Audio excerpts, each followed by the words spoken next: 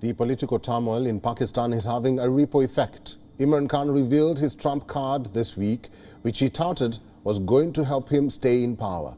This trump card is the conspiracy letter. But while trying to save his seat at home, Pakistan's Prime Minister might be straining the country's ties at a global stage. Imran Khan has accused Washington, D.C. of meddling in Islamabad's politics, a big claim to make.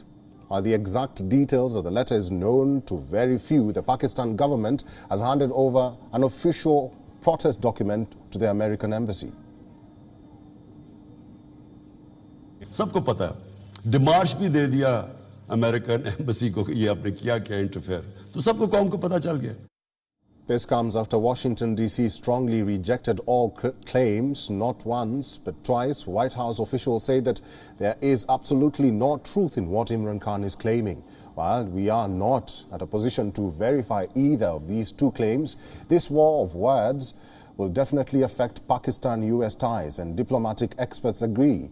For over 60 years, these two countries were close allies, but recent past has seen a steady decline. It started with the 9/11 attack and then gradually became about Islamabad's political stance. Pakistan has fallen under China's umbrella. But it is not just diplomacy. Financial assistance is also at stake here. Remember, Pakistan is witnessing a slumping economy with no immediate solution. COVID-19 pandemic and international financial penalties have worsened the situation. Over the past decade, United States Agency for International Development has given $7.7 billion in funding. About $5 billion is transferred for civilian assistance and over $1 billion for emergency humanitarian response. So at a time like this, in case Washington stops its aid to Islamabad, it will be colossal. No Pakistan premier has ever seen out a full term. And with Imran Khan facing his biggest challenge since being elected in 2018, it seems like the 22nd Prime Minister of Pakistan will see a similar fate. And for more insight on this story, we spoke to Reham Khan, a senior journalist from Islamabad, and this is what she had to say.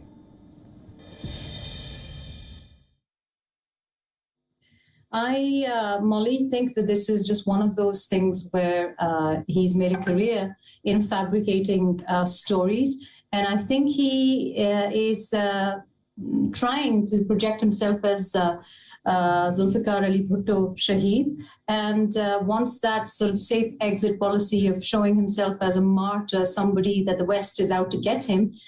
So for a man who proclaims to know the West better than anyone else, and the man who's been promoted, projected, and celebrated by the West for a few decades, if not less, for him to use this is pretty sad. Nobody believes this foreign conspiracy hocus pocus. And I think this is because of the Zulfikar Ali Bhutto. If you remember that in 1977, there was this letter that was meant to be behind an effort by the West to oust Zulfikar Ali Bhutto. But Imran, by any standards, no matter which way you look at him, is no Zulfikar Ali Bhutto. And this is just a fabricated story. It is an embarrassment. And I think it's also quite a dangerous thing to cook up just because you want to save your failing political career. Because, the fact that Cyril Vance's letter is being revived just to revive a career that is literally on the ventilator, I think is a very dangerous thing, a very selfish thing to do, to not only drag in everyone using the treason card, anyone in his regime has been a traitor and guilty of treason except himself, and now to drag in the very military, the very establishment that he has been a darling of, I think is extremely dangerous. To pit this a civil-military tension is nothing but a selfish, a very, very loose, feeble, grounds to save his face, and it's not going to work. WION is now available in your country. Download the app now and get all the news on the move.